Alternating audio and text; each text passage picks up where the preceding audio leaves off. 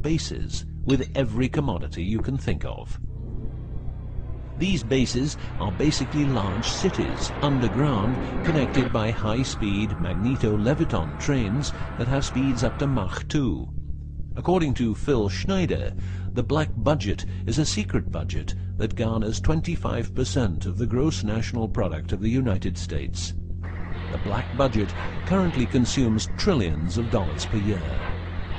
Presently, there are over 129 deep underground military bases, or DUMBs, in the United States.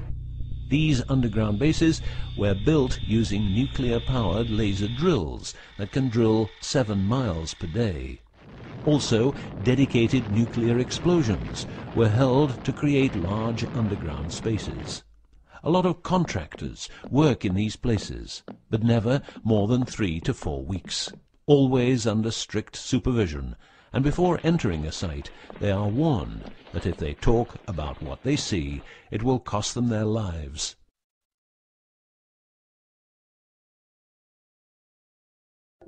As mentioned, men are the result of a genetic modification by space aliens. These aliens have been on Earth for a long time and lived in large underground cities all over the world.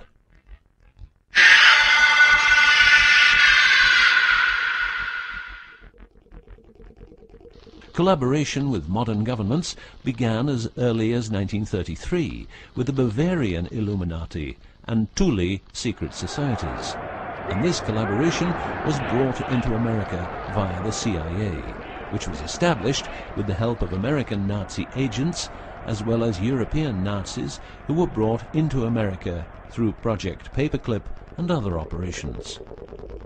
It was agreed that the aliens and the upper-class secret government would help each other, as agreed in the 1954 Greada Treaty.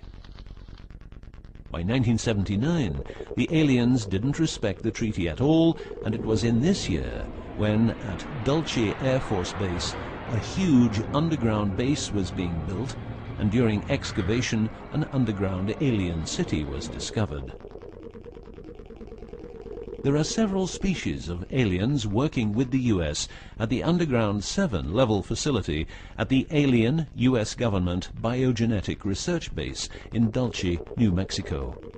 The reason they help the U.S. government is because the aliens need space here on Earth for conducting experiments on humans and storing humans in suspended states for reasons unknown. In exchange, the aliens give the U.S. government technology.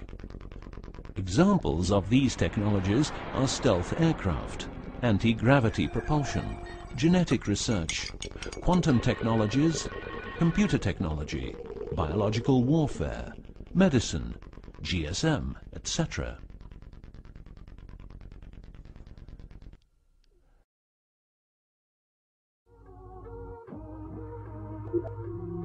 The greatest weapon the devil has is the disbelief people have in him. The devil represents evil, and those who want to dominate are the evil ones because they keep their knowledge from saving lives and improving the world. Instead, the evil ones will make the people more docile and stupid, using more tricks in order to achieve their goal, which is world and universal domination. The story of the aliens seems so unreal that, like the devil, it is subject to ignorance and ridicule, and that is its greatest weapon.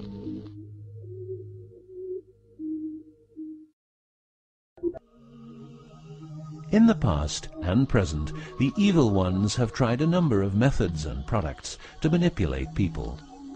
AIDS, invented by a laboratory in Chicago, Illinois in 1972. It was a biological weapon to be used against the people of the United States. Second, the U.S. government has a Tesla device to generate earthquakes. NASA only landed on the moon once.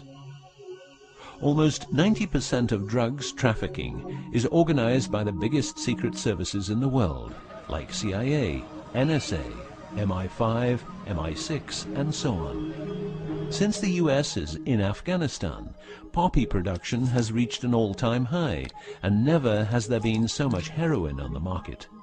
People who don't need drugs needn't worry.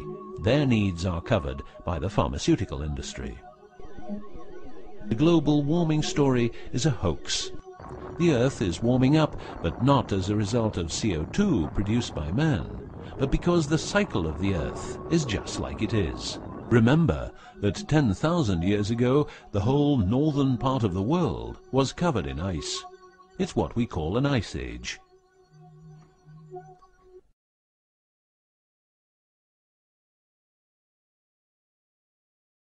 The Ark, in its recent form, started its journey in the deserts of Egypt and was carried to the Holy Land by the Jewish people.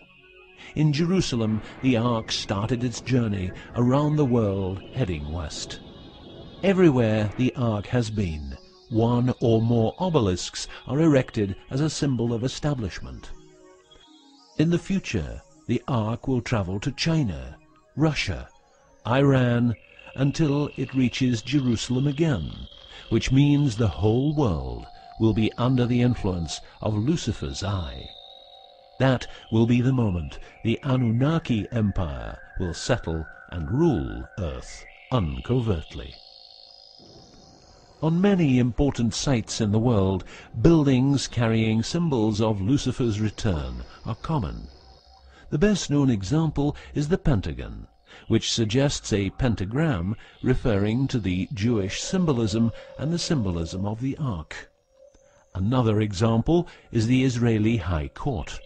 It's a building with dozens of satanic and secret symbols. Like the eye of Lucifer, an inverted cross you can walk on, its numerical anomalies. It was built in exactly 750 days. Used exactly 250,000 stones, all hand-laid, and was funded by the Rothschilds, the founders of the central banks and the World Bank.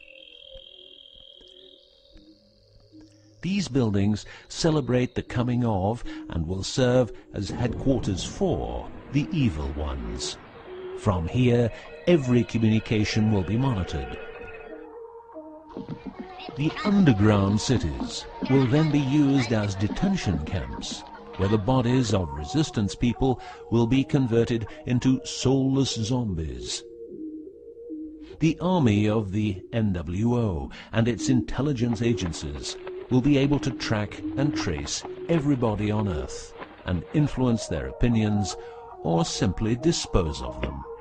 Socially, everybody will be watched by their neighbors and friends and mobbed if they have different opinions.